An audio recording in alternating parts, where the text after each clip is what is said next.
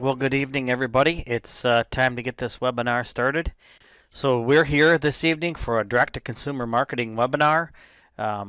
Topics that we're going to cover this evening include a brief overview of the Michigan Beef Needs Assessment that was conducted in 2019.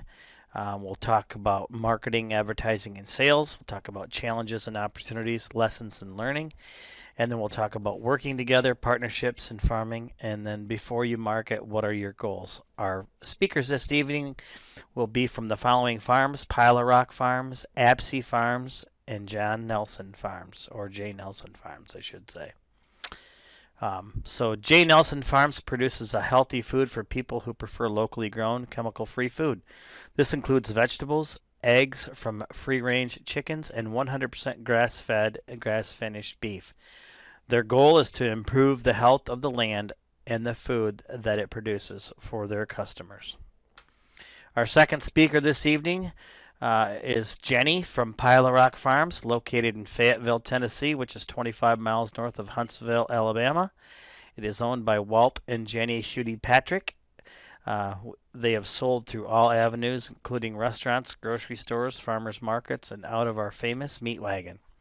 But starting in July, we'll be going solely through a new farm store that will not only sell their meats, but over 60 other farmer and small business owner-made products from the Southeast.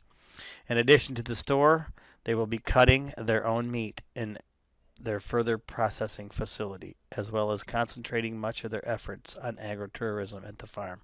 Our third and final speaker of the evening is Kyle Absey from Absey Farms. Absey Farms is a fourth-generation centennial farm located in Reed City, Michigan. Absey Farms produces and distributes the highest quality pasture-raised meat using regenerative agricultural practices, including rotational livestock grazing. They also partner with several other regenerative farms in the state to expand their meat supply chain and serve more families. So really quick, in 2019, the MSU Extension Beef Team conducted a statewide needs assessment. I don't want to spend a whole lot of time on it this evening, but I do want to cover some of the outcomes. I do plan on making this survey, which is online, available to you at a later time. But I will definitely say, as you can see here, that marketing was identified as a need in this state, thus the webinar that you're attending this evening. So we asked the following question: have you considered the following management and marketing practices? Those that said they were already doing direct consumer marketing were 64%. So you can see that right over here, right on this side, 64% of those surveyed were already doing some form of direct-to-consumer marketing, and that's what we're here this evening talking about. As you can see from this word cloud, prices and profitability popped up quite frequently, as well as marketing and marketing access. Again, the reason that you're here this evening. We do have some resources available at MSU Extension for direct marketers. These are all available on the Meat Marketing and Processing website that Dr. Janine Schweihofer manages here at MSU, and she's the meat quality educator for MSU. This is the website where all of these resources are located. So if you copy that website, you'll be able to get access to all of these. At that site, you'll see a grass-finished freezer beef pricing worksheet, as well as a grain-finished freezer beef pricing worksheet, a freezer pig pricing worksheet, and a freezer goat and lamb pricing worksheet.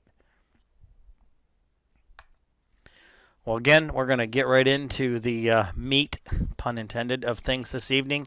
I want to thank you for joining us, and I look forward to spending the next hour and a half with you. Again, my name is Cable Thurlow, an MSU Extension Beef and Grazing Educator. You have my contact information there, and my colleague that's joining me this evening in the background, making sure everything works properly and helping to field those questions, is Frank Wardinski, and Frank is a ruminant educator with Michigan State University Extension, and his contact information is there also. Thank you, and I'm going to turn it over to Mr. Nelson. Hello, this is John Nelson of J. Nelson Farms.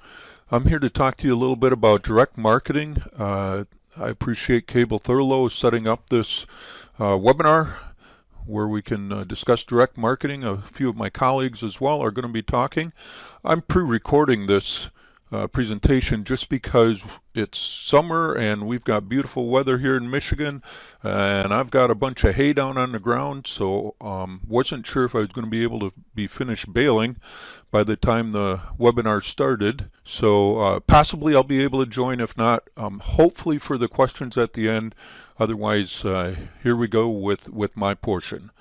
Again, I'm John Nelson. J. Nelson Farms is my farm. We're located in Hope, Michigan, and that's near Midland. We've got our home farm there. We produce healthy food for people who prefer locally raised, chemical-free food. Primarily, we raise 100% grass-fed and grass-finished beef. That's the majority of our productions. But at our home farm, we also raise vegetables. My wife does a lot of that, as well as eggs from free-range chickens. We look to expand those two operations a little bit in the near future. Right now, grass-fed, grass-finished beef is our prime product. Our goals, again, are to produce healthy, chemical-free food, and we do that by avoiding synthetic fertilizers or insecticides or herbicides on our pastures. We want to regenerate the land by increasing the biodiversity both above the ground and below the ground. So there's plenty of livestock underneath the surface of the ground, I'm sure, as many of you know, and we want to promote that and grow that. We also want to increase the organic matter because organic matter helps improve the water and nutrient cycling as well as sequestering carbon. Our goal is to conserve water, hold nutrients in our soil. Excuse me, just make that a living biomass rather than just a carrier for chemicals and fertilizers. The other thing we want to do, and we work hard at this, is networking with other like-minded people. Those could be producers.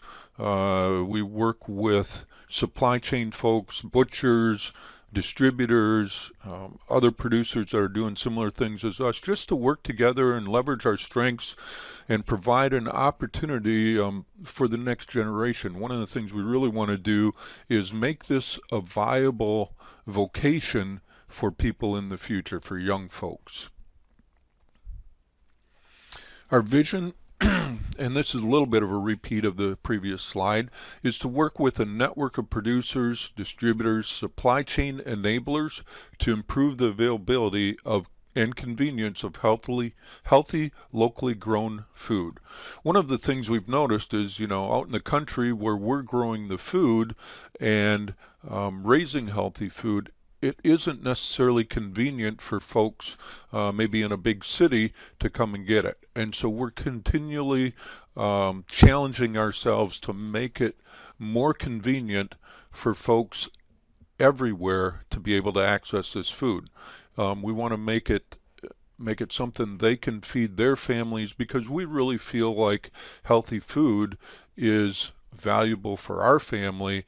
Our goal is to minimize our medication for ourselves as well as our animals, just because we think that's better for all of us. We also want to regenerate the land. As I spoke earlier, we want to improve the biodiversity, the organic content, that sort of thing.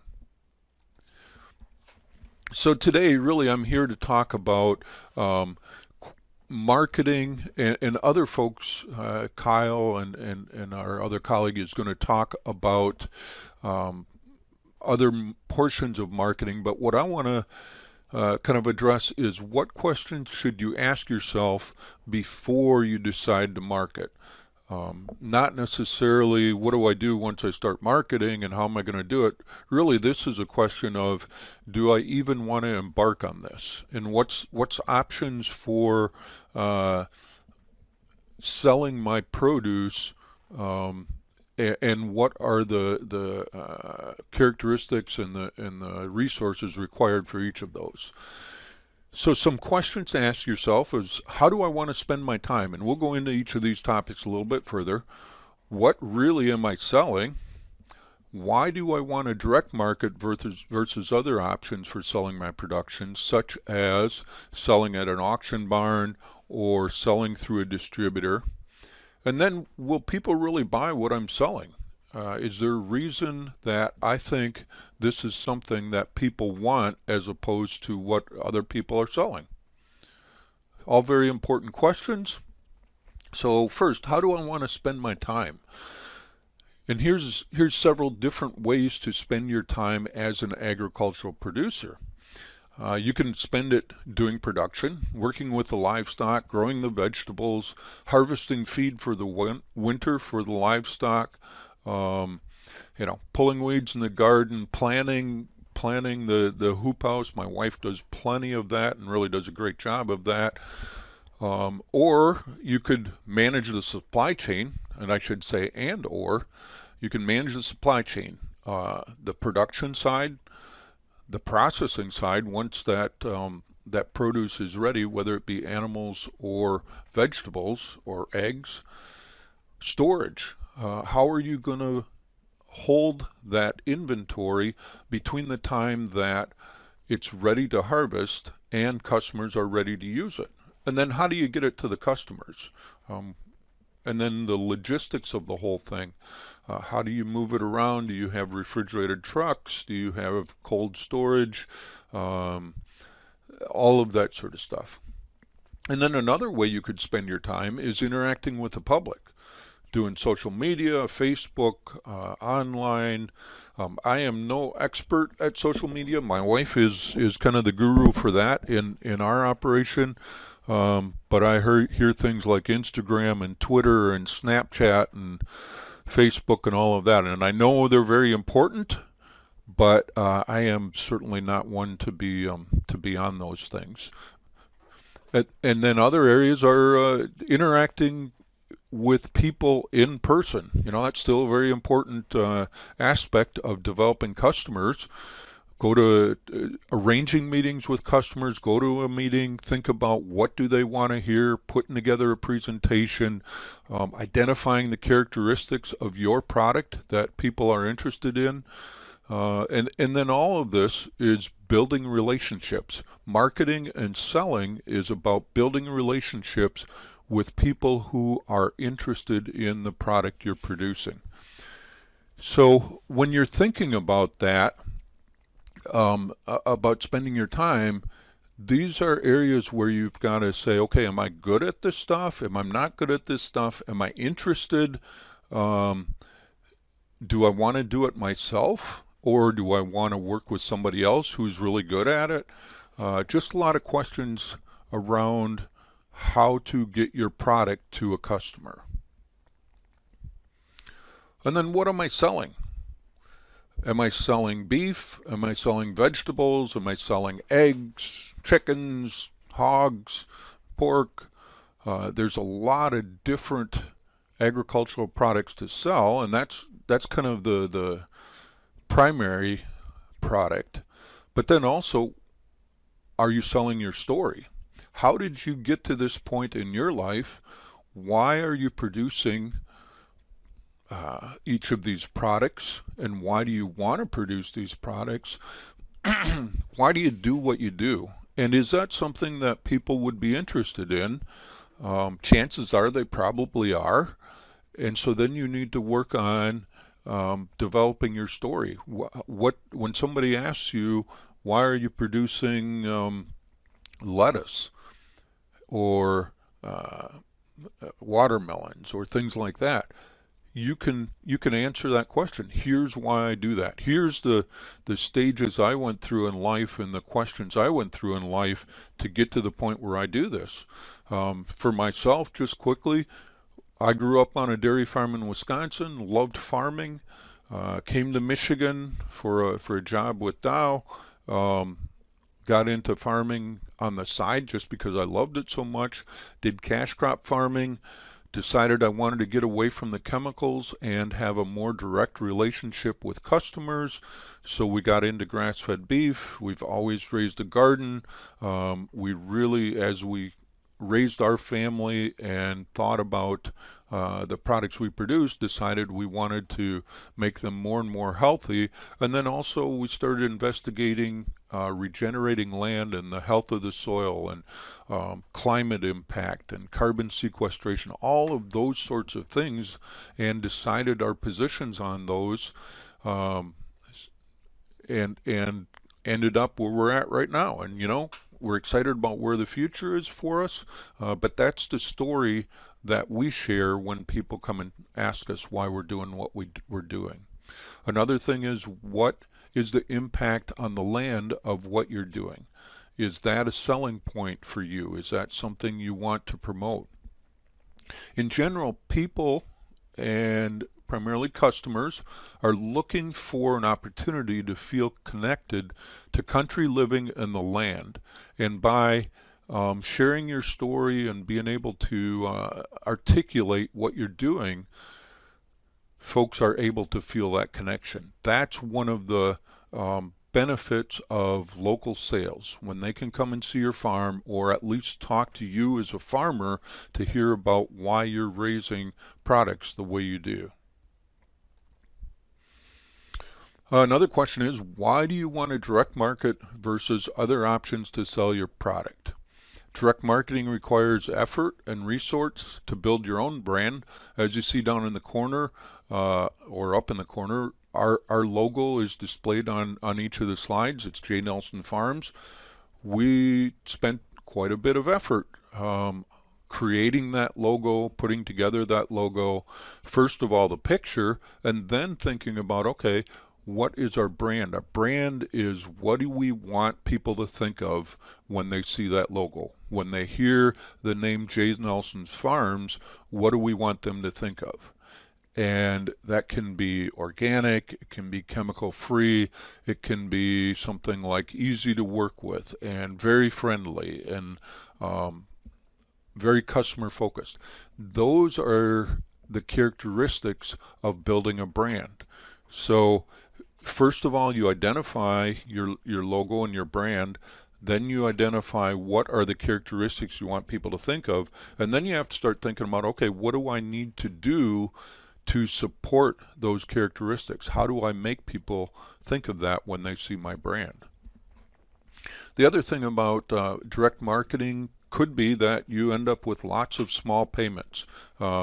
Each individual customer pays for that small portion of product that they buy, and sometimes you have to chase that payment. Certainly all of us have had times when bills don't get paid on time, or you have to keep following up with some way to get paid, versus delivering to a distributor or an auction service, where typically you can deliver a much larger volume and get paid much quicker.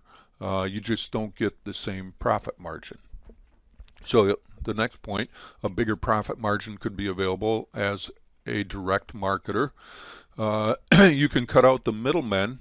You could cut out that distributor if customers come directly to your farm, and that's always somebody who needs to be paid, so you could take that payment as your own. The other thing you need to do is manage your own supply chain instead of leaving that to someone else. So for me, for my beef, I need to set my dates, my butcher dates with my butchers, haul my animals there, and then let them know how to cut it up, go pick that product up when it's ready, or have customers pick it up. I need to have somewhere to store it until somebody buys it, and then manage filling orders once the orders do come in. So I'm managing all of that instead of just selling live animals.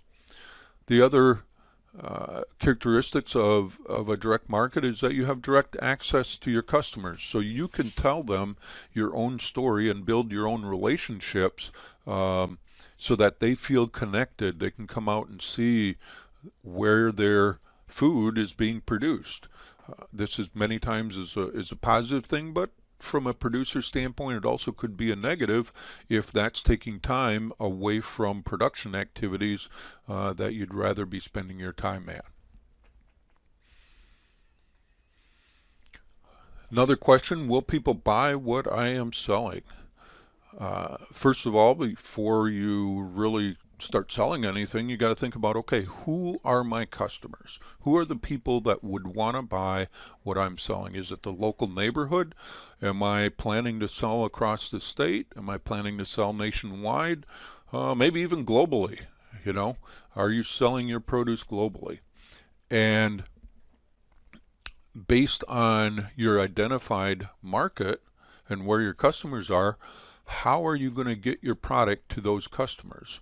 A variety of ways include pickup at the farm, going to farmers markets, delivering or shipping. All of those need to be considered, as well as what will each of those methods cost.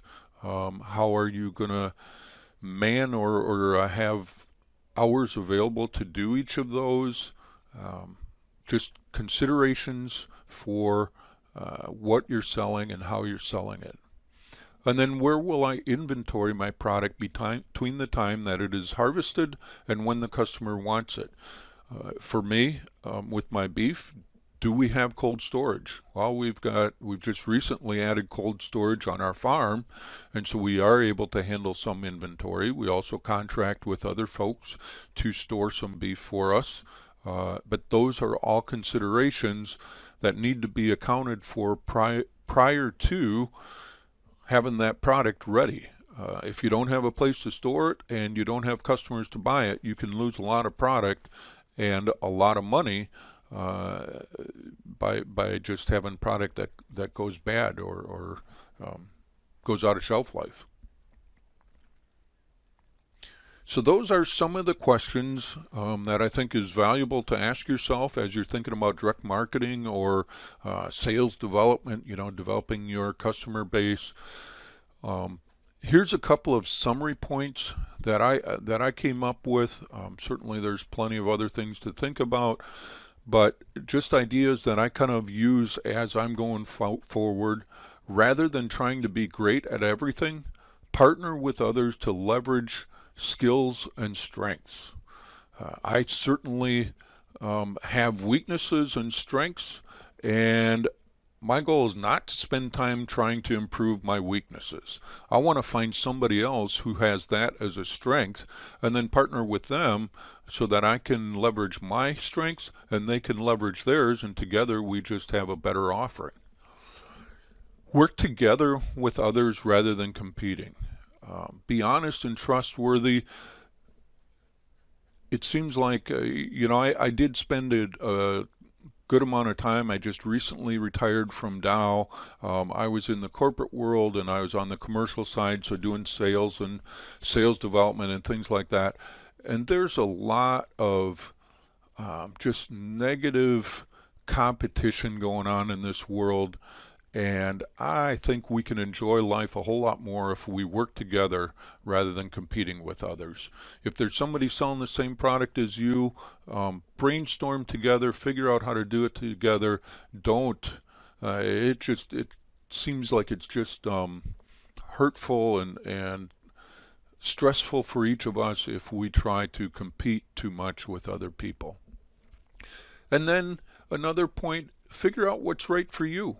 Don't feel like you have to do the same thing that other people are doing. Come up with ideas that work great for you. Don't be limited by things that are already being done. Come up with a new way. One of the things we've done just in the last year or so, we bought a ice cream vending machine and put it in a little store on our farm, and we've got beef in there. We've got jerky and snack sticks, things like that. So people can come and buy those without an appointment, without anybody having to be there to complete the sale. And we've had quite a good response from our community to that. We've got folks. It's amazing. On weekends, we got people coming till late at night, buying jerky and some steaks to cook up for the weekend. Just an idea that we came up with, I don't know, probably a year ago, and so I guess my recommendation is come up with your own new ideas, do things different, and see how they take off, and then most importantly, have a great time doing it. Don't struggle through things. Enjoy life as you're doing this whole marketing thing. With that, again, I'm John Nelson. There's my our internet address, my email address. I appreciate the opportunity to talk with you, and I hope things go well in the marketing field for you. Thank you. Good evening, everyone. I am not from Michigan. I might have a little Southern accent to some of you, although I am an Indiana native. I've been down here in Tennessee for 13 years. Just a little background on me and why I am here, I think. So I am Jenny Schutte Patrick. I am a dairy farmer's daughter from Southern Indiana, Southeastern Indiana, and went to school to Purdue. At Purdue, don't pick on me too hard. But straight out of college, I landed a marketing job, an advertising job in Chicago, and worked on brands like Pharmacia and Bayer Crop Science at the time. And then I got asked one day, Pharmacia transitioned to Pfizer, and I was working on the animal health side. And one day Pfizer called me and said, "Do you want to come work for us instead of working for the advertising agency?" And I said, "Well, heck yeah, that's as big as it gets." And I said, "Where?" And they said, "New York City." So I'm from a town of 151 people in Indiana, and I moved to a town of 8 million people. But I worked with Pfizer in their headquarters, again on the animal health side, not selling or marketing Viagra or the new COVID vaccine, but launched products like antibiotics and dewormers to veterinarians and producers on that side. But lived in a very 350 square foot apartment in downtown New York City. And I was there for about 2 years as a marketer. And then I decided I had enough of the corporate life. So I transitioned to sales for Pfizer Animal Health. And that's how I got into Tennessee and wound up meeting a man and started a family. But the sales life was not, I loved it, loved being in sales. I still love selling. But I was gone 4 or 5 nights a week, and I just couldn't do that anymore. Trying to raise a family, and one night I left the house crying and to go to a meeting 4 hours away, and my husband said, "You'll never do that again," and that's how Pilot Rock Farms was born. So shortly thereafter, decided there's no better way to raise my children than the way I was raised, and we jumped headfirst into selling retail beef, and of course quit the job and all that entailed, but relying on my background in advertising and marketing and sales, and my husband has a great background in livestock genetics. It was just kind of fell into our lives that this is what we were supposed to do. And at the time, we were it in this area. That was 7-8 years ago, and we were it. We were the only ones down here. We're about 25 minutes north of Huntsville, which would be our biggest city, about an hour plus away from Nashville, just to give you an idea where we're at. But with our backgrounds, again, it just was the right thing to do. And I got to be home with my kids every night, so that was certainly a bonus. Go ahead and advance to the next slide, Cable. Okay. And John touched on some of the stuff I'm going to touch on, but was just going to give you guys a deeper dive into my 20-year experience in marketing and advertising and sales. Of course, it's hard to do in 20-25 minutes, but we're going to see what we can get done here. Just doing a little deeper dive and jumping right into, I was going to have Cable do a panelist question on this about business plans. When you're starting off your business, I recommend a business plan. Now, that doesn't have to be the most extensive plan on the planet. It can be over a napkin, that you sit down with your wife or husband at a restaurant over a bottle of wine, and you jot down what your ideas are on what you're going to sell. What are your goals? What are your long-term goals? For your family and for your business. So I'm not the biggest. I'll tell you personally, I do have a 22-page business plan. And it's kind of comical. I mean, that was just my background. When we were in advertising, we used to have these ridiculous marketing plans for our clients, and that was just second nature to me. And I felt that's what the banks needed me to do, was to have this lengthy business plan, because of course we did go in asking for a loan, and they were very impressed, but I don't think they got past the first page. And so again, keep it simple for yourself, a business plan that you will refer back to. Stick with what you will stick with. Again, if you refer back to it, if you need to make some changes, it's just better to get those plans in writing, that your idea in writing. And that's something that a lot of business owners don't even start with. And I recommend starting with that. Just a simple business plan. Once we get into this presentation, the objective, and again, don't get bogged down in my terms, because there's so many marketing terms. There's objectives, there's goals, objectives, strategies, mission statements, tactics. Just again, keep it at the level that you're comfortable with. These objectives are why and what, and I should also include how. So the difference in a goal and an objective: your goal is your long-term vision and the purpose. So for Pile of Rock, our long-term vision and purpose was, number one, first and foremost, was to spend time with my family, to get off the road. And then number two was to create awesome meat, like the kind of meat that people say, I remember that when I was a kid, or, and that is part of our tagline, remember what great meat tastes like. But, to take a step back and just create the best product that we possibly can for our area. So then the objective is how we're going to get there.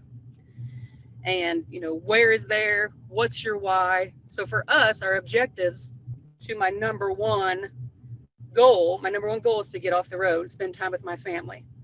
So my objective is, one of them is I've got to make enough money to maybe make up for my 15-year career salary that I had. So that's certainly an objective. What am I going to do? I've got to continue to be with my family every night. I've got to make enough money to live on. And then for that second goal of creating awesome meat, our objective was to kind of start over on our genetics. Of course, my husband and I had cattle. We've had cattle. He was a dairy farmer's kid too. Had cattle all our lives, but we were selling them through a sale barn, or focusing on maybe an overall performance genetics instead of marbling and rate of gain, those kind of genetic points. So we took a huge step back and kind of restructured our herd. So those are just some examples of starting out what our goals and objectives were. And it's crazy to think now we sell beef, pork, and lamb, and soon chicken. Just how we've changed in just a few short years. But again, that's always something that you need to be writing down.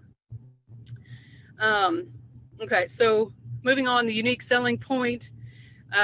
This is my little cat on the right side says you have 60 seconds to impress me. I am a big believer in having your unique selling point, unique selling proposition down to the dot. I mean, when someone approaches you at a farmer's market, you have to be able to give them in 60 seconds or less what your purpose is for your business. And that 60-second elevator speech, that's the example if you've never heard that. You get on the elevator on floor 1 with someone and you've got 40 floors to go. You have 60 seconds to tell that person in that elevator, what is it that you do? What is your business? So if you don't have one of those, I absolutely recommend crafting one. You're at a show, at a conference, or at a some kind of trade show that you're presenting your product at. If a radio person comes up to you and says, who are you and who are you with and what do you do? You've got to be able to succinctly say what it is that your business sells. So have that written down, write it a number of ways, take out the ums and the filler words that you may use, Be confident in what you're saying. You can have different versions for different audiences. So you may say something different at a farmer's market to a mom versus a different 2 sentences about your business to a chef versus someone that might be writing a story about you for the local newspaper. It's not going to be completely different, but it needs to really be targeted to that audience. So be flexible in that. So for example, ours, if someone at a farmer's market says, well, what do you guys do? They see my meat wagon, and I'll explain what that is later, but they see my meat wagon, they don't know what it is. What do you guys do? So I'm Jenny with Pilar Rock Farms. My husband and I raise beef, pork, and lamb. We have over 100 cuts, ranging from steaks to roast to heart, tongue, and liver. We pride ourselves in selling way more than a grocery store could ever carry. And, again, depending on who I'm talking to, I may lean toward the family side, or I may lean toward, if it's a man looking for a brisket, I may lean toward that side of talking about, the kind of cuts that we may have for barbecuers, that kind of thing. So again, have maybe a base of your selling proposition and then be flexible with whoever you're talking to. The market analysis, what's your potential? So this is kind of a joke, like, maybe before you even start, we need to think about, is there a need for what you're selling? If you created a new alarm clock and you want to get that sold to the world, it's probably going to go pretty flat. Is there, with iPhones out there and all our smartphones telling us what time we need to wake up, I was laughing at my husband the other day, we don't need tape measures anymore. Our iPhones have tape measures on them as an app. They have levelers on them as an app. It's comical. So whatever you're selling, make sure there is a need for it, or else you got a pretty uphill battle. What is it? The meat industry, what was it, 2017? I think it was $52 billion. Poultry was $48 billion. But what's your market? Yes, there's a need for meat, but in your town, if you have a tiny little town or a huge town, how many consumers are there? You're not going to be able to get every consumer. You're always going to have the people that prefer spending their dollar at a Walmart versus at a farmer's market, or buying direct beef from you. So you're not going to get them all, but what percentage of that target market do you want to go after? How many competitors are there already? And I like John's point about working with your competitors. It's a little different in our area. So we do have a number of competitors. How many competitors do you have? Like I said in the beginning, we didn't really have that many. And we can get into that a little bit, but since the pandemic, it's been crazy how many, God bless America. I think a lot of people saw the opportunity to make a little bit of money. They had some cows in their backyard, and have decided to take that route to start selling mostly halves and wholes, not necessarily retail beef like we do, but that's been interesting. And I feel like we've been hurt a little bit, on the beef side, not pork or lamb, just because people last year said, last June, July, August said, I have to fill my freezer. This can't happen again. When the pandemic hit and there was a shortage of beef on the Walmart shelves, I can't have this happen again. So they found somebody to get them a half or a whole. So definitely look at your competitors, look at your entire market in your area. And we're going to get in that too, but think about your area. If you're like, we live in the middle of nowhere, but we're 25 minutes from a major market, which is Huntsville. So if you're close to a major market, think about that area. How many consumers are coming into that area? Is that a developing area? And what's your competitor presence in that bigger area? Maybe you forego your small town to get to that bigger market. What slice of the pie do you want? What kind of demand is out there? A SWOT is you've probably all heard of a SWOT: strengths, weaknesses, opportunities, and threats of you and your competition. So what are you good at? What are you not good at? What are they good at? What are they not good at? These are all things that you need to dive into, and thankfully social media has helped a lot with that, because you can be nosy without many people knowing that you're being nosy, and find out what your competitors are doing. Think about the opportunities in your area. Just like I said, like our Huntsville is right now, Birmingham in Alabama is the #1 largest city in the state, but Huntsville is on track to be the #1 city in Alabama in 2 years. And people are coming by the droves, mostly from out west, California, Utah, Idaho. But people are wanting the not so big southern life, and they're all coming to Huntsville, Alabama. And that is obviously an opportunity for us. Now, how are we going to capitalize on that? That is where, in the beginning, they were talking about our next steps. We've put it on our shoulders that no one around us is talking about animal agriculture. Around here, you can go learn about pumpkins in the fall. You can learn about apples and peaches and get farm tours for that. But there's nowhere anyone can learn about animal agriculture. And it hurts my husband and my heart to think that people could go their whole lives without ever touching a cow or kissing a pig or, doing what we do on a daily basis. And especially that city, certainly the city life. And people are looking for things to do on the weekends. So we have decided to open up our farm to agritourism. I mean, that is a niche that a lot of people don't want to do, can't do, would never do. But that is something that has been put on our shoulders. Like, we feel with our backgrounds that it's our responsibility to teach people about animal agriculture, and no one's doing it. So we're going to continue to sell the beef, pork, and lamb. And then this huge new opportunity is to do more of an agritourism venture. So think outside of those lines as well. Threats, for our area, again, we're having more and more meat growers start into business because of the pandemic. And then, your customer base, when times are good, they're going to want to spend a lot of money with you. When times are bad, they may take some of that more disposable income and put it into other places. So if the economy gets tight,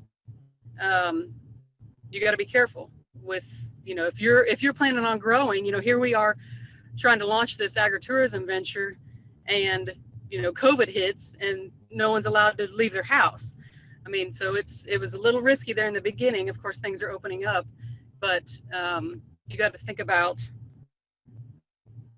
how people are going to spend their dollar. And then I've got barriers down here, and that's kind of all the same thing, similar to threats, but there's bigger barriers. The biggest barrier is probably funding. What kind of capital do you have to grow your business? Land prices, space, no access to markets. Again, if you live in the middle of nowhere, that's not to say that you can't market your beef, and we'll talk about that. It's just a little bit harder when there's no one around. Next slide.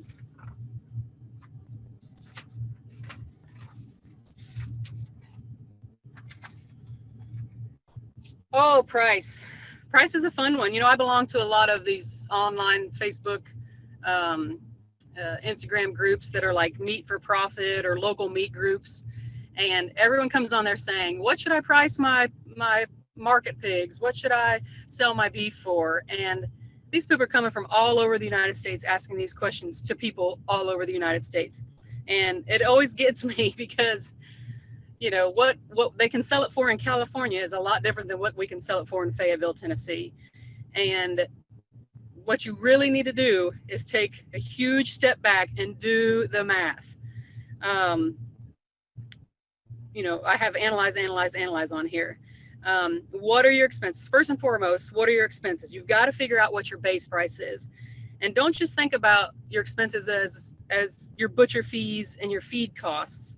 I mean, think about expenses where you may need to make some land improvements, of course, fertilizer, fencing, or fuel, freezers.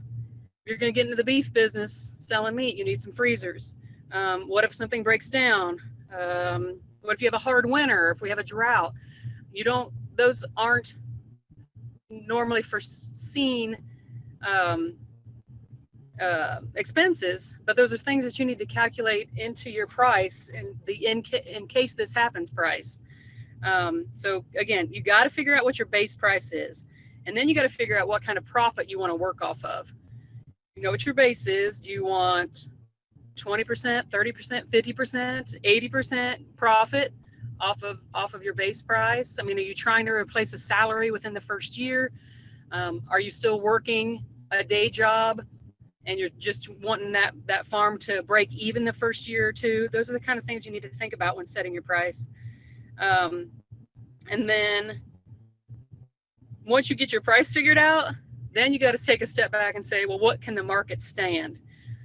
Sure, you can go on and find your neighbors' prices probably on their website, or like a retailer that's shipping across the country, see what their prices are. You can see what they're charging for their meats, but think about your target audience and what that market can stand. If you figure out with your base price and the profit that you want to, that you've got to charge $80 for a ribeye, and your market laughs at you, then we need to take a step back. There's a number of things you can do. You know, if your price is outrageous or no one is biting or saying that you're way too expensive, you know, take a look at your expenses. What can you scale back on? What can be changed? You know, this isn't a throw it out and see what sticks kind of thing on pricing. I really encourage you to take a minute and think about pricing. If you're too low, then there's a perceived undervalue of your product, that you're selling commodity beef, or it's, you know, not yours, or it's straight from the sale barn. If it's too high, then you've got some customers that may not come back, and even though you may lower your price at a later date. You know, it is hard to have a drastic price in the beginning. Like if you come out and you're too low and you're selling out of everything within 1 or 2 farmers markets, you know, you may be too low, and that person comes back at the next farmers market and you've jacked everything up 50%, then that's going to be hard line to talk with your customers on. So I'm not saying start out high, but it is easier to go down than it is to go up sometimes. And let me see. Oh, I've got on here. I had a counselor once tell me that if no one is complaining about your price, then you're too low. And I find that funny. You know, you will inevitably get someone at a farmer's market that says, how can you charge these prices? And some of these people are quite direct, and some of them are just, you know, thank you for your time and leave. But you've got to be ready to handle those kind of comments and the questions, and how can you guys charge this for your products? You've got to be able to, no different than that unique selling proposition, in 1 or 2 sentences, you need to be able to explain why your product costs what it does. Never back down, never apologize, but let them know what it takes to get that product to market. And in a way, how spoiled we are to have the pricing that we do for the meat that we do in the grocery stores. But again, never apologize for your price. And this along the same lines, don't ever undervalue your work. You're going to need that encouragement when you're working on your farm day in and day out, and everything breaks down, and the pigs get out for the 15th time that week, and the tractor tire has to be patched for the 80th time that week. You're going to need that encouragement to know that you're not doing this for charity, that you're not doing this for nothing, that you are trying to make a profit selling the product that you have. And because if you're having a heck of a terrible week and you're also not making any money, it is not going to make it any fun. And like John said, it's got to be fun. And above all else, make sure your pricing drives long-term profits. Don't be another failed statistic of a business starting and failing within 2, 3, 4, 5 years. Make sure you're making enough profits where you can expand if you want to. You can buy more cows, you can buy more land, you know, scale up. Can you hire someone? Can you take a little stress off yourself and not take a box of Tums every night? So that is certainly the goal that we all all strive for. And then this last one, when and where to sell. So you've got the price, you've got the product, you've got the price, and now what? Now what? Now it's time to sell. Go ahead, John, or Cable. Where am I at? 20 minutes. Okay, I gotta get going. I get long-winded. All right, so selling is my absolute favorite part. I've done advertising, marketing, and selling, and I would sell all day long. Let me see. You got to put your marketer hat on. And John was saying, you know, if you're not good at something, find someone that might be good at that, where you guys can partner together. So you may be good at finances or pricing or picking genetics, and you're not comfortable selling. Find someone that likes to sell to help you, or get comfortable with selling. You know, number one rule of selling is be confident and earn their trust. Don't be wishy-washy. Know your talking points. Know your product inside and out, and that will help develop your trust and your confidence in when you're trying to sell. So know your product inside out and your competitors' products inside out. I spend all my awake hours in the evening. I'm quite the insomniac these days. Watching butcher videos, learning muscle names, how to cook recipes, and you know, I take that on myself to continue to keep learning. This is where your confidence comes from, and that'll help you sell. Let me see. Number 3 in selling, add your personal touch. Sell with empathy. You know if you're talking to a mom who's feeding a family of 6, that, you know, she needs what she needs. Ask her a lot of questions. Does she have ground beef 4 times a week? Does she eat a crock pot recipe 2 times a week? I mean, those are the kind of things. Ask a lot of personal questions. Ask all the questions you can, and sell with empathy. Let me see.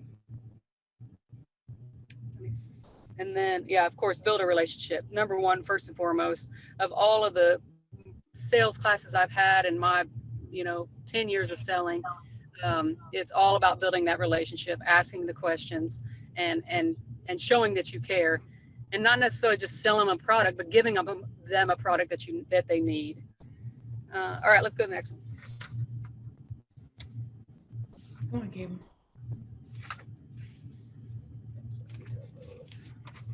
Okay, so this is, I think, probably what I was really supposed to talk about, which is kind of selling, and then advertising, which I'm going to use as interchangeable words here, but looking at all the channels that are out there and what you need to focus on for your business. When it comes down to wholesale, retail, or both. Okay, so again, we've got our business plan put together, we've got our pricing figured out, we've understood our target audience. Now what? Now we sell. Well, who are we going to sell to? Are we going to go just wholesale? So things to consider when selling wholesale. Can you manage the demand and the inventory of that? Wholesale, if you're selling to chefs or restaurants or grocery stores, they've got that on their menu. They need that every weekend. Are you going to have T-bones every weekend? Those are things to think about. It's a lot easier to tell your farmer's market customer that you're out of T-bones than it is to tell your chef that you can't get him T-bones for the weekend. So think about your total inventory. I know it's fun. We started out selling to chefs and grocery stores, and it's fun seeing your name on the menu. But I got to tell you, on that next point, it says, would you rather talk directly to the end consumer? So I missed talking to the person eating my steak. Now, that might be a benefit for someone that doesn't like to sell. So you go wholesale because you can educate the chef and maybe his waiters, or whatever markets you're going wholesale with, like a butcher box, or crowd cow. You can educate those people on what you do, who you are, and then leave that responsibility of giving the message to the end consumer. If that's more comfortable to you because you don't like that selling aspect, that's certainly a way to go. I miss that. I want to look somebody in the eye and tell them about what we do and how we get meat to your table. And so we for a number of reasons, we ended up pulling out of restaurants and grocery stores, but that was one of them. So things to consider when going wholesale retail. Consider your strengths and your personality as a business owner. Again, if you don't like selling, let wholesale do it for you. If you have a lot of product and you can't move your inventory through farmers markets, consider going that wholesale route. A lot of, in our area, of course, cows come with a lot of ground beef. You can move the steaks, especially this time of year, steaks and roasts all day long, but you're sitting on a lot of ground beef. And so there are people in our area that will just sell steaks and roasts at farmers markets, and then they do a wholesale price to restaurants, knowing that they'll, every week they'll move 100 pounds of ground beef or 200 pounds of ground beef.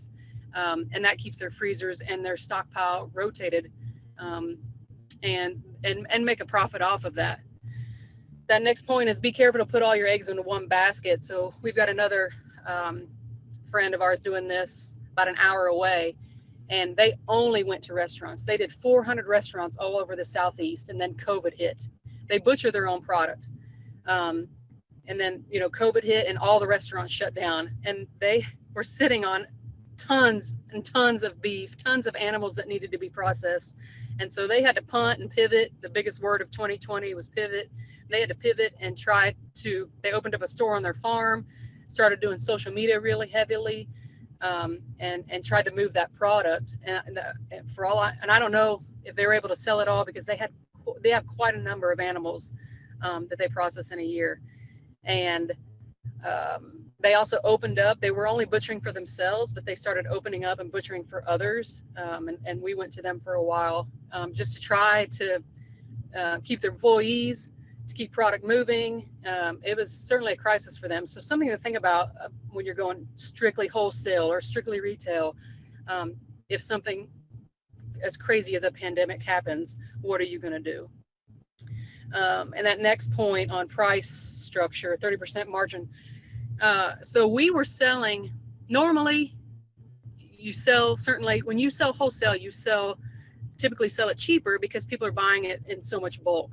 And that's less touch for you, that's less talking for you. So you give them a discount, and then they turn around and sell it at a different price and retail at a different price.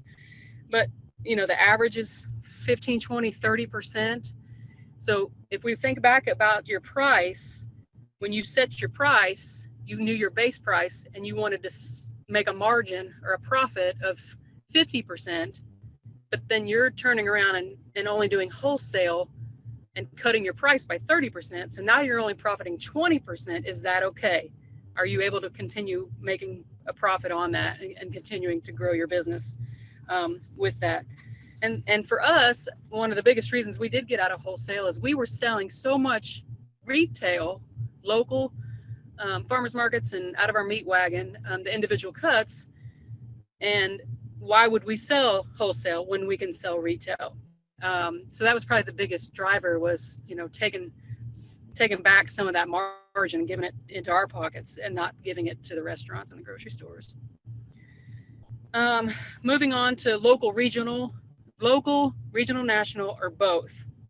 Some things to consider is how close is your biggest market? How rural are you? I've got some friends in Montana that do this, and they only ship nationwide because they live in the middle of nowhere. They're 3 hours from a farmer's market. Their grocery store is an hour and a half away. I mean, that's just not feasible for them to do anything local. And so they had to get into the shipping business.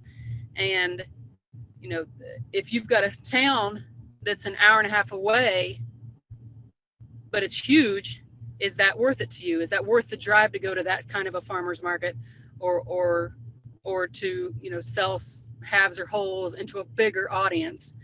So those are things you need to think about on where you want to sell. Do you have the capabilities to ship? Shipping upfront investment is pretty significant. I mean, you can spend $2,000 to $10,000 on laser printers to print labels and boxes and dry ice and those kind of things. And working with shipping carriers, does UPS and FedEx even come to you? Can you get them to come to you? Those are, again, things you got to think about. Selling local can be time consuming because you might find yourself at 8 farmers markets a week. Or if you're selling halves and wholes, you're on the phone all the time, getting, cut sheets and working with your butcher and setting that up. If you're shipping, normally you just ship 1 to 3 days a week, like Monday, Tuesday, and Wednesday, because you can't ship Thursday, Friday, or overnight.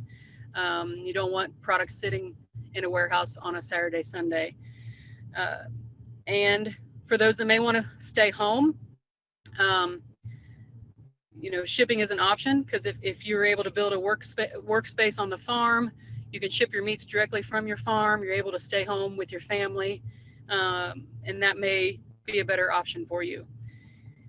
And then supply, that's also, again, something to think about. When you're updating your website constantly because you're out of product, and these people are, I'm in Tennessee and they're in Idaho, and they keep coming back to my website and I'm out of bacon, you might lose a customer quickly over that. So what kind of supply are you going to have? It's easier to tell your farmer's market customer that you're out of bacon and I'll have it here in 2 weeks in person than it is for a customer far away to keep going to your website and seeing that you're out of bacon. And again, you can do both, local and then region, national, or both. We do plan on shipping at some point. We've got quite a following on social media, and we just got some fans that like our story, and they just can't wait for us to start shipping. But again, I got to make sure that I have the inventory for it. I don't want to not be able to sell to my local customers that have been with us forever because I'm shipping nationwide. All right, next slide. Switching over to advertising. Let me think. So I do really like this side of the business. Selling and advertising go hand in hand, and you may, depending on if you're going national, if you're shipping nationally, if you're working with a crowd cow or butcher box, if you're wholesale, if you're retail, all of those factors come into how you're going to advertise your product. With traditional advertising, I like to call that pound the pavement. Traditional advertising is typically your print, radio, billboards, direct mail, TV. Those things are difficult to measure compared to digital advertising, and we'll talk about that in a second. But keep in mind that traditional advertising, print, radio, billboards, direct mail, TV, other pound the pavement activities, on-farm sales, I neglect that. We're obviously about to start doing that with the big store that we're going to have. So our on-farm sales, we would be able to advertise for the store. Go to conventions, go to door to door if you're wanting to get to chefs. That's the only way really to get to chefs. There's not really a nationwide chef email list that you can go to. You got to go, if you want to get into restaurants or grocery stores, you're probably not going to email them. You may set up a phone call with them and then go there to discuss your product with them, but that's all door to door. You don't have to spend a lot of money on that. That is just pounding the pavement and getting the word out about your product. The best form of advertising, as we all know, is word of mouth and customer referrals, and that's something you can build an advertising plan around. I wouldn't recommend paying for referrals, but anytime, especially on social media, if you've got someone glowing about your product, take that quote, ask them if you can use it, and put it on your social media pages that they love your ground beef or it's the best steak they've ever had. There's nothing wrong with kind of promoting what someone else says on your own pages. One of the problems with traditional advertising is that it's expensive. Go to your local newspaper these days and ask for a full page ad and what that costs, let alone national publications and what they cost. I mean, when I was in advertising back then, it was $12,000 for a full page ad, like at the time, a Drover's or a beef producer, and I don't know what it would be these days, but it's hard pressed for a business just starting out to have that kind of funds to go nationwide. Radio is a little cheaper, but depending on the market, still can be expensive. So keep those things in mind when doing traditional advertising. Digital advertising is certainly the wave of the future. website and e-commerce. If you're thinking about shipping, if you're thinking about having a website where people can place orders and maybe they come pick it up at your store or you do a delivery for them, got to spend some time and effort on your website and your e-commerce site. Another form of digital advertising, search engine marketing, and we all see it. You know, you type in local beef and name one of the, you know, crowd cow or butcher box comes up, or another large supplier, Omaha steaks or whatever. So they're paying for that. You could pay for that, you wouldn't have to pay as much, but if you're interested in that, work with the Googles of the world, and they would help direct people in your area. If they typed in local beef, you are the first person that comes up on the internet. And it's certainly a great way to spend your money. And the great thing about social media and digital advertising is it's inexpensive and it's easy to measure. When someone gets in a magazine in the mail, you don't know if they actually looked at the magazine or it just went to the trash.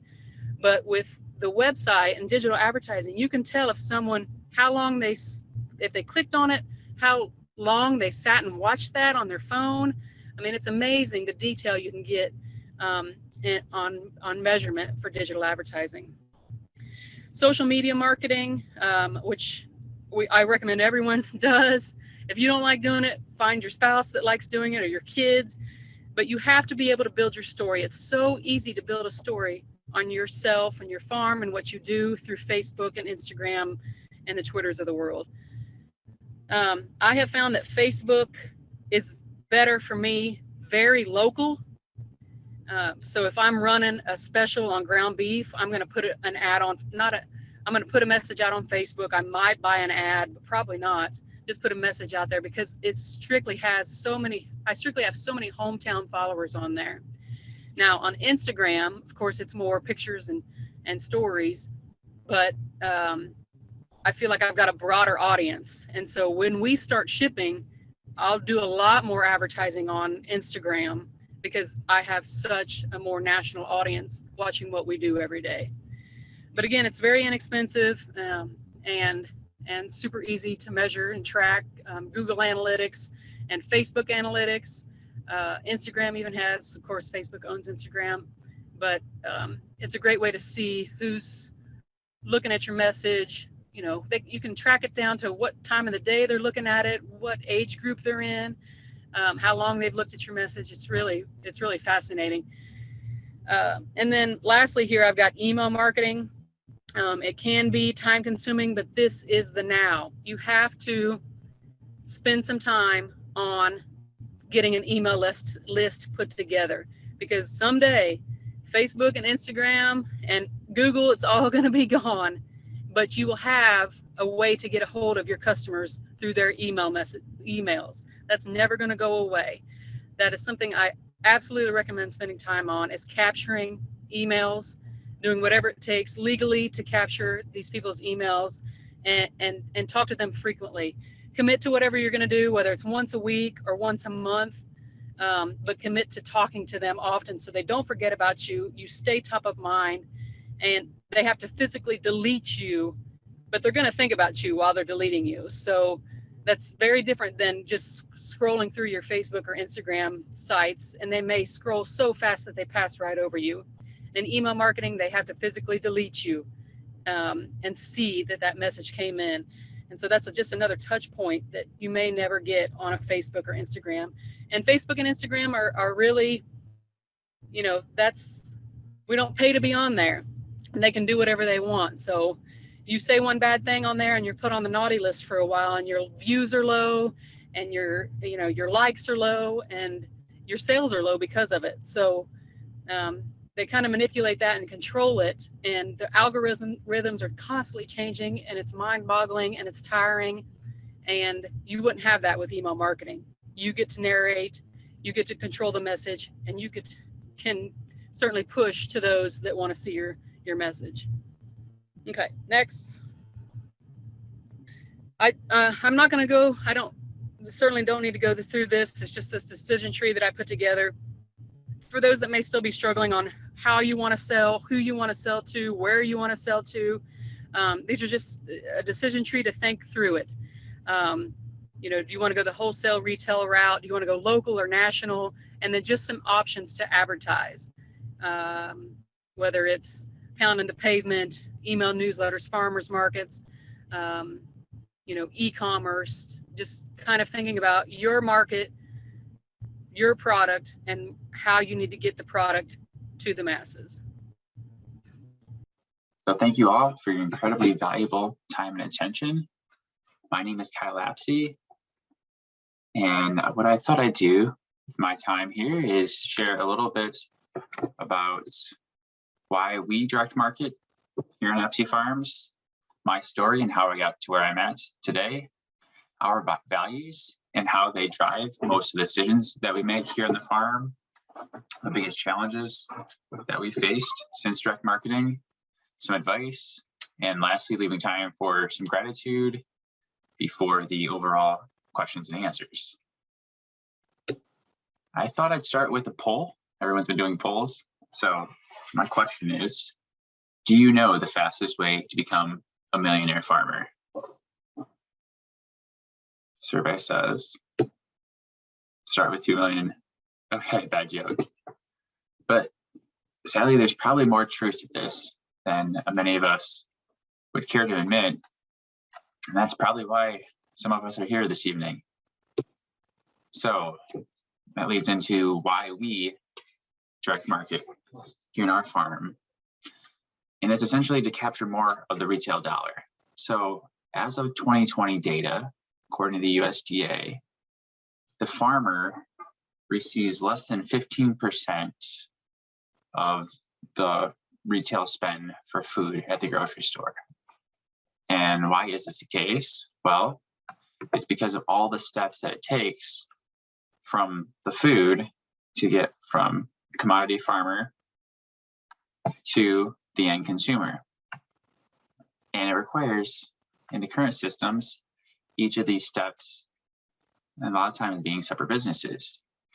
And within the beef industry, for example, you have even additional businesses in between this, where the farmer would sell to a commodity buyer, such as the sale barn, and then you could have a feedlot as a separate entity to that before going to processor, distributor, retailer, and then finally the end consumer.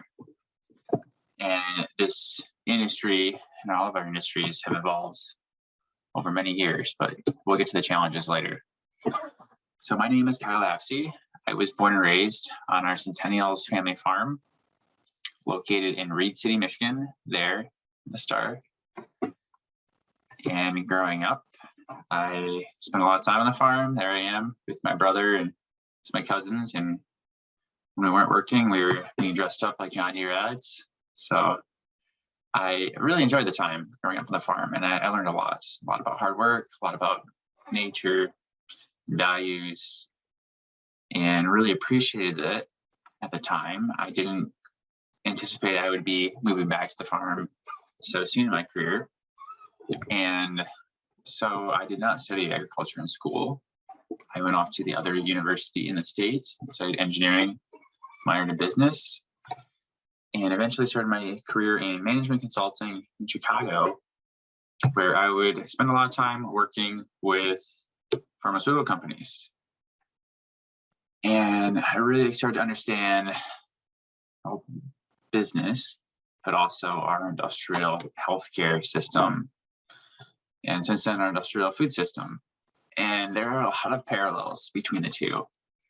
And it's really discouraging, quite frankly, that the systems are set up to produce and prescribe cheap and addictive products to consumers without necessarily caring about the health and long-term care of the individuals. And so I made up my mind that I wanted to devote my career to helping build mission-based businesses that improve people's health and well-being, and didn't just try to sell them something for a quick fix. So after consulting, I eventually accepted a job for a established startup at the time called Trunk Club They've since been bought by Nordstrom. And Trunk Club is all about bringing personalized style delivered right to your door. And so interested people in the service would sign up online or via the app. And they would pair you with a personalized stylist who would learn about your preferences and then send you a box of clothes in the mail. You would try it on,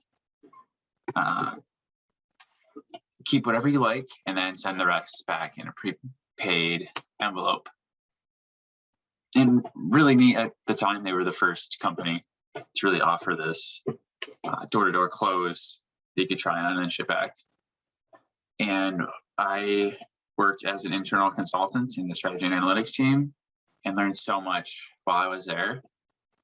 And during that time, the idea kind of dawned on me where I would go to farmers markets and you would spend a lot of money for food that you wouldn't actually really know. And a lot of times you hopefully trust that the person selling you the food was that. But you didn't really necessarily have that direct relationship with the farmer. And it wasn't a terribly convenient process to go to the farmer's market every week. So there were other companies coming on the scene a few years ago, or several years ago now, like ButcherBox and Blue Apron, doing something similar with food. So the idea came to be, where can we apply a similar concept to our family's farm? And this is where the vision of the pharmacy came to be, where food is thy medicine. And consumers have a direct relationship with the farmer the same way that they would with their pharmacist and their doctor. It's a far-fetched vision, I know, but we're getting there. And so our mission at MSU Farms is to restore the health of our planet by helping busy and informed consumers gain access to nutritious, delicious, and ethical food to eat with confidence. And we take a triple bottom line approach, where the people and the planet come before profit. And our decisions are made not just for what's going to make the most money in the short term, but what's going to make the biggest impact to our customers, to their community, into the planet in the long term. And so we're very much values focused. Everything that we do on the farm, with all of our partners, and with all the products that we offer. So this starts with trust and really trying to have a direct relationship between the farmer producing the food and the end consumer. The health and environment are also our top three. And these guide, again, everything that we do and every partner that we bring onto the farm. The last thing I want to say here with the values is that it's also important for us to try new things and be learning with everything that we do. So we always try to keep about 80% the same and 20% new, all in the mission of service and providing a better taste and experience to our customers and to the wider population here in the Midwest. It's not feeling uneasy. So this is a revelation I had here a couple of years ago, that as farmers, we are all competing and bringing products to one of the oldest and most efficient industries out there. It's been around for hundreds of years, thousands of years, really. And consumers have grown very much a condition to cheap and convenient food, as well as, especially with thanks to COVID and Amazon, rapid home delivery, and not having to go anywhere for it. This comes with it. Unfortunately, there's little collaboration in the space, nor specialization, and we lack the economies of scale, being small regenerative farms. And this is again because we've chosen direct market. we have to figure out how to replace each of these very efficient businesses. Furthermore, as small regenerative farmers, we have a massive undertaking and challenge with what's been going on with our commodity food system. And I won't get into the politics involved, and we've all seen the stories of the collusion and price fixing. And the subsidies, quite frankly, aren't in our favor at all. And this all makes it really challenging then to bridge that gap between the farmer and the end consumer. And at the end of the day, we have to be able to deliver consistently a product consumers are willing to pay for at a price where everyone can make money and the consumer is willing to keep supporting us. So to do this at MSU Farms, we've taken a community of business approach, and credit for this goes to Zingerman's in Ann Arbor. If anyone is from the Southeast Michigan part of the state, they might be familiar with Zingerman's. And Zingerman's has at least 12 to 15 different businesses that all specialize in one area of the food system, but partner up to can even provide even greater leverage and expertise. And each business has a partner, each subsidiary. And we found this approach to be incredibly beneficial and translate really well to what we're trying to build here by being vertically integrated. So as we said, in order to, as a farmer, reach the end consumer, we have to develop these different businesses. And the best practice is to really separate those businesses, because each one of these, from the promotion to the distribution, to the production side, to the processing, are all incredibly different businesses that require vastly different skill sets with different expertise and completely different roles and responsibilities. So, and then you can go even farther down. So within even production, we've got cattle production, poultry, and pork production. These all have their own learning curves involved. And even within cattle, you can and should break that down between your cow-calf operation and your finishing operation. Same thing with poultry and pork. So it's a lot, and it's a lot to expect that one person or even one family can not only do the day-to-day of all of these businesses, but continuously improve, continuously scale, and continuously add on more. So these have been, the orange there, are some of our focus in the last year, and a lot of this has come from us bringing on partners. So pork has not been on a farm yet. It's been for the help of with a lot of great partners, and a lot of our like shipping and logistics. We're partnering with more farms to bring in that. So I would like to leave now with some advice, and I thought I would take some time to share all of our mistakes and learnings. And I realized it would probably take us the next 48 hours to even come close. So my biggest advice is to document all of your mistakes and learnings, and start now if you haven't already. And it's not a mistake if it's made, or it's not a, it's a good mistake, I guess I should say, if it's only made once and you learn from it. It's not detrimental. Where it becomes negative and detrimental is when you keep making the same mistake over and over without learning. So this is something we started first on the wall in the office, and then it's since migrated to a Google Sheet where it lives electronically. We can all access it and review it regularly. Next advice I have is to control what you can control. As livestock farmers, there is so much that happens outside of our control, right? We are at the whims of Mother Nature. The weather has been way more unpredictable year over year, and you don't know what's going to really do well. And so trying to manage, being better managers of our livestock, and controlling those has been key, and as well as trying to have more control over the partners in the market that we work with. Grazing livestock are one of the most effective tools in our system, and we didn't always look at them that way.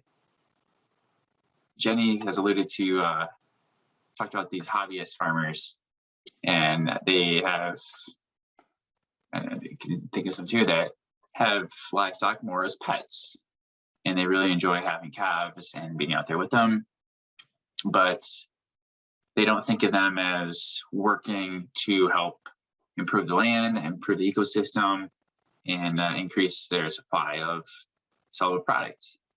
And that's been a shift for us, is our livestock, our cattle, they're a grounds crew. They are the best hay mowers and fertilizers out there.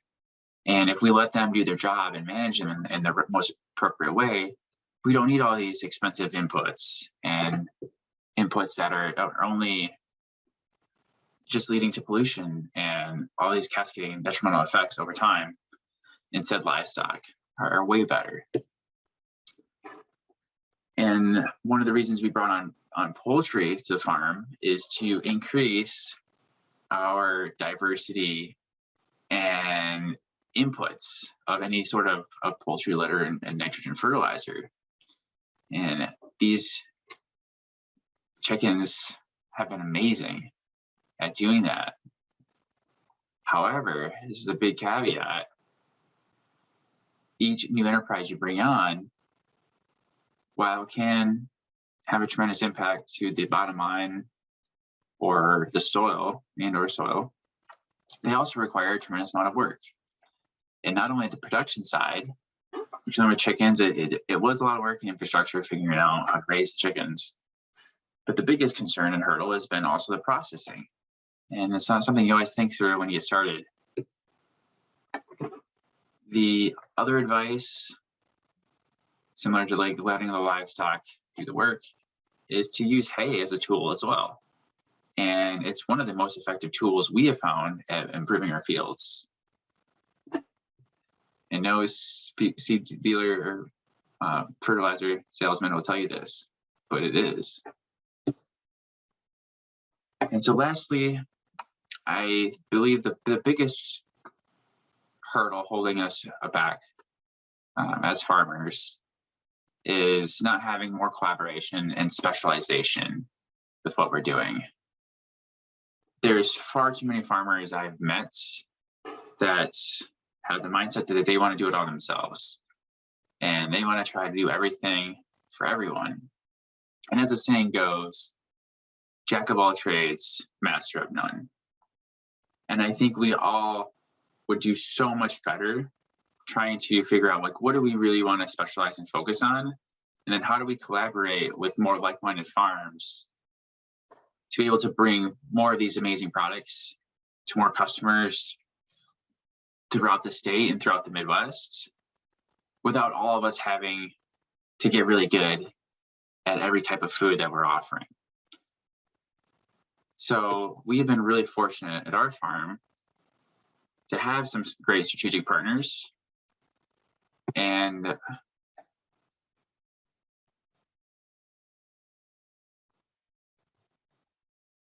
sorry, that slide didn't come up. So some of our amazing strategic partners, such as J. Nelson Farms, John is on the call, him and Jenny, so many great advice and tips. Full Circle Farms, and their logo isn't showing up, so I apologize.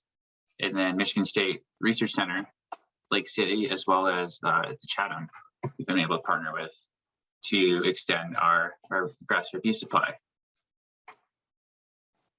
So with that, I'd like to leave some time for thanks. Gratitude is extremely powerful throughout life, and I definitely couldn't have gotten to where I am today without the help of many others. And we definitely couldn't be doing what we're doing as a family farm without the generations that have come before me and have built these incredible resources and systems. So here I am with Mr. Cable Thurlow and Dr. Entree and a couple others at Lake City at one of the holistic management courses. And it was incredibly valuable. I can't say enough great things about those courses, and highly recommend everyone attend if you're able.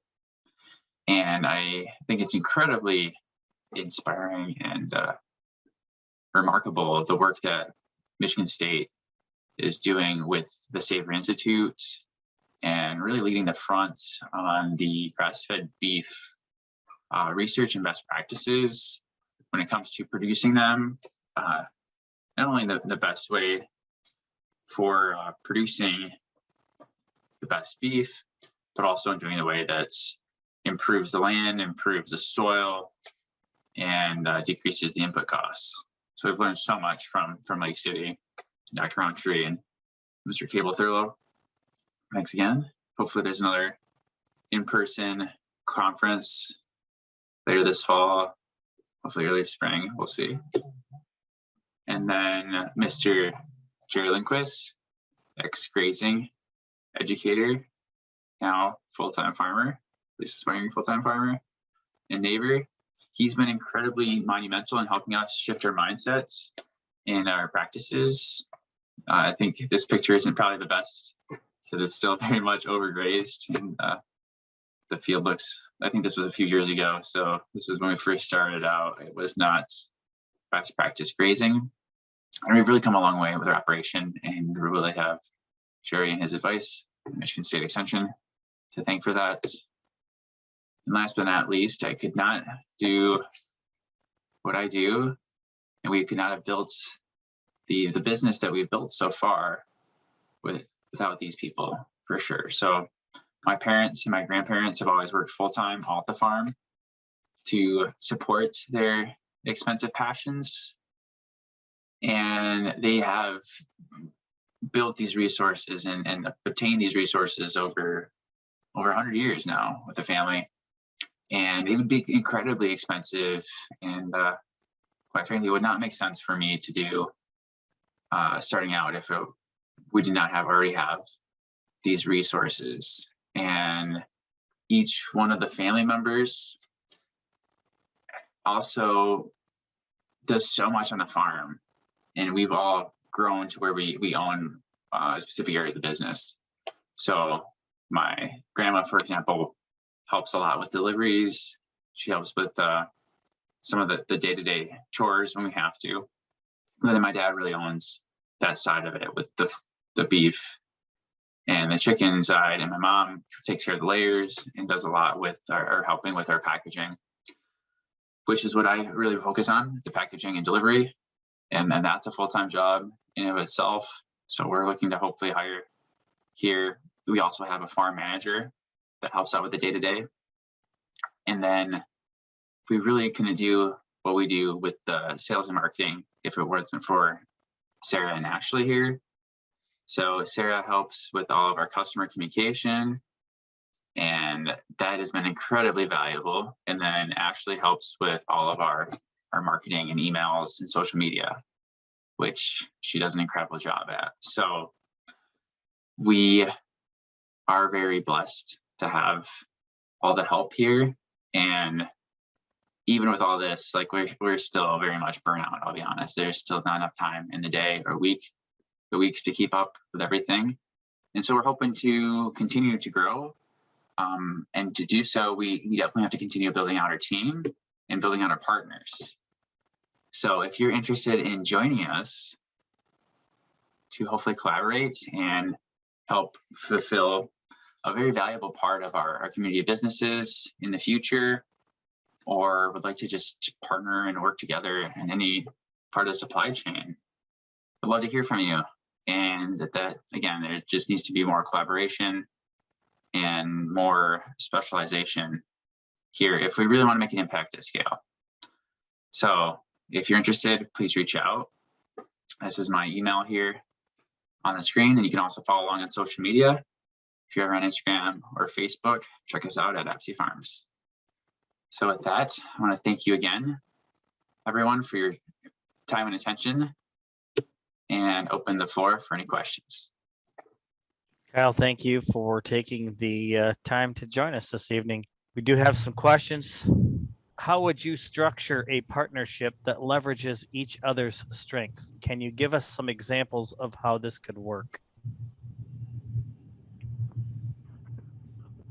Sure. So with J. Nelson Farms, we have several partnerships with different producers. Our home farm is here in Midland, Michigan area, Hope, Michigan. And as we were growing our cattle herd, we got to the point where we ran out of land. And so then I just happened to connect with a guy at a MSU forage conference who at the end of his talk said something about wanting to contract graze cattle in the future. He was from the UP. His name's Jeremy Sweeten. And so he and I just started talking. We are at a point now where he's got about 75 cows of mine up there, and he contract grazes those cows. I get the yearling cattle from them, and then I finish them on my farm here in Hope area. Details around the contract, I can, if somebody's interested in that, I'm happy to talk about that. But just some guidelines around setting up a partnership or contract that I use. I always look at how do I get rewarded in the end. So for me with beef, I get rewarded by how heavy they are, how much weight they gain. And so then I do my best to structure the partnership so that the person I'm partnering with gets rewarded for that same end goal. So with Jeremy, he gets paid based on the weight of those stockers that I get from him, because that's the thing I'm trying to do too, is gain as much weight as possible on the cattle. I want him to do that. That encourages him to do the best job he can. It just works out best for both of us. So work hard to establish mutual goals in your partnership. Another thing I do, my goal is not to have employees, but instead work with other owners. I want somebody owning the operation, and then they're going to do the best job they can, rather than be an employee of mine who works either by the hour or for a salary. And it's a little bit more tenuous around measuring their performance or their success. So that's just some ideas of where to start with when you're setting up a partnership. But certainly if you got more questions, I'm happy to get into more detail. So our next question is for Jenny. Jenny, I often wonder if there is really a market for lamb in my area. Some people I talk with have never tasted lamb and don't know you can eat sheep. However, lamb is extremely popular around the world. So does that suggest that the demand for lamb has a lot of potential to grow with an effective marketing approach? Lamb is interesting in our area. Not really a bigger city. Wasn't sure how popular it was going to be here. We thought for sure we'd only sell it around the holidays, Christmas time, Easter, but we were the first to bring it to the area, and it took off. I mean, we couldn't keep, of course, all just like on a beef cow, steaks sell, so all my lamb chops would sell out pretty quickly. But we were shocked to see the demand for lamb, and I think it's because we don't, in this particular area, we don't have a Whole Foods close by. I mean, there's just not really an avenue for them to get lamb, and not sure where the lamb came from. Is it like out of country lamb, or is it in country lamb? But it really took off for us. And I always, when somebody comes in the meat wagon and they say, and I ask if they've had lamb. No, I've never had lamb. Is there a reason that you've never had lamb? If their reason is because if they've tried it and they didn't like the taste, I can walk through that with them. You know, how was the lamb raised? How old was the lamb when it was processed? Those kind of things. And I can probably get them over that I don't like the taste of lamb comment. But if someone comes in my trailer and says, I can't eat lamb, I think of the little Bo Peep, or, you know, all the little cute lambs out there. That's probably something you're never going to get them over.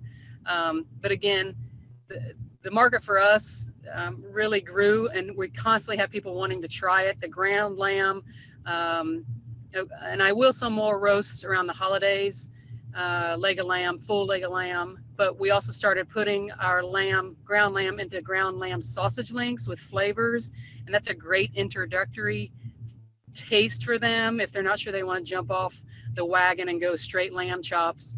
But maybe get them something that's ground with other flavors. And that's a good, like I said, a good jump off for somebody that isn't sure. But I mean, yeah, the effective marketing approach, letting them know that it's available, depending on your area. If it's small, letting them know that you have it and that you are a source for it would be the first step I would recommend. Okay, so thank you. I think the next question doesn't specifically say who it's for, but we'll go ahead and I'll read it, and any of you can tackle it, or all three of you can tackle it if you'd like.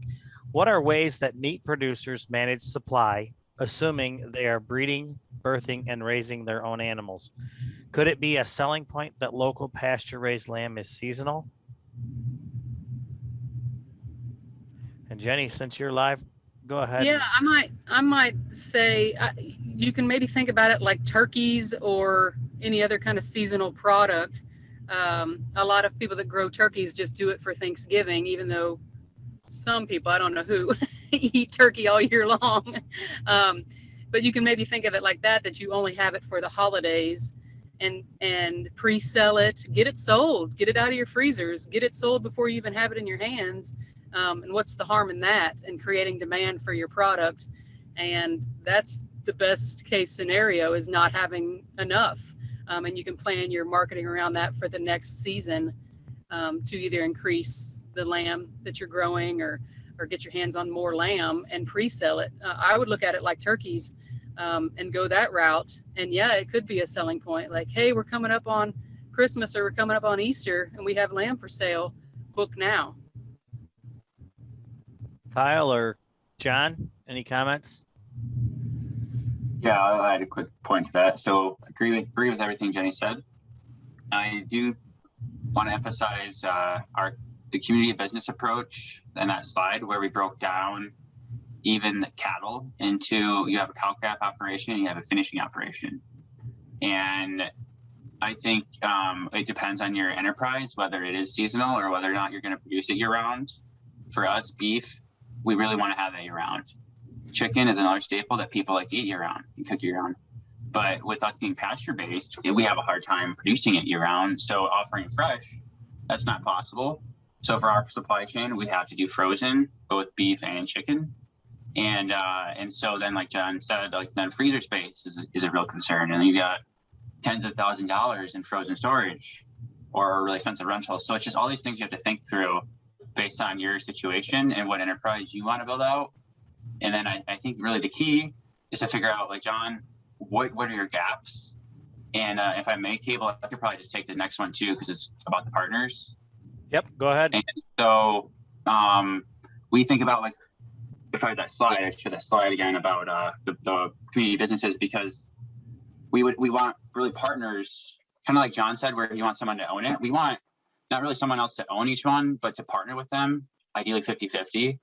And so whether it's the lambing enterprise or it's the processing, trying to figure out how can we find people ideally in Michigan, but not necessarily in Michigan, they share the same values, that want to collaborate and help achieve some of these economies of scale, but have some ownership for sure, if not 50-50.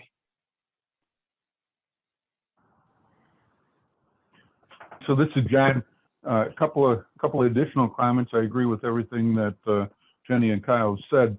But one of the things you have to do when you're talking about whether it's seasonal or year-round is think about when do your customers want it. Like Jenny said, you know, there's some things people only want at certain times a year, but if it's something that they want all year long and your production schedule is seasonal, you've got to figure out how to smooth that supply, how to fill in the gaps. What we did as we were expanding our beef, you know, first we had some freezers in our garage, and pretty quickly those got full, and we didn't have enough frozen storage. So we talked to some local grocery stores. We ended up renting freezer space from them. They had extra freezer space in November for turkeys, but then throughout the rest of the year, it wasn't being used. So we rented that space from them throughout the rest of the year, and just set up to do our majority of butchering in December after the Thanksgiving turkeys were already sold. And then the next progression, we now have a couple walk-in freezers on farm, and then the other thing we've done is rented frozen storage space through processors.